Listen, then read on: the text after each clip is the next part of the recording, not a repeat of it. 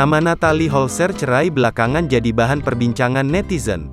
Diketahui bahwa isu Natalie Holzer cerai dengan Sule setelah sebelumnya dikabarkan terlibat perseteruan dengan putri Delina.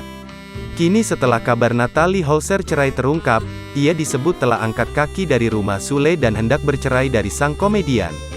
Natalie Holzer juga jadi sorotan karena statusnya sebagai mualaf.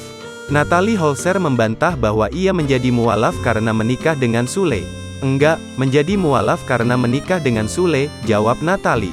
Natalie kemudian mengungkap bahwa ia ingin masuk Islam setelah melakukan syuting sebagai seorang muslim pada 2010. "Sebenarnya aku pengen pindah ke Islam itu udah lama bunda," kata Natalie. "Jadi waktu itu aku sempat dapat hidayah. Aku syuting perannya itu dari wanita nakal terus tiba-tiba sholat pakai mukena, terus aku foto-foto, lanjutnya. Malamnya aku lihat, wah cantik ya, ih cantik ya, itu tahun 2010, sambungnya. Setelah syuting itulah Natalie mengaku mendapat hidayah. Aku tidur nih bunda, setengah tidur terus tiba-tiba cuma di kamar aku itu lampunya mati, AC mati," kata Natalie. Natalie Holzer kemudian mengaku mendengar kalimat syahadat di telinganya.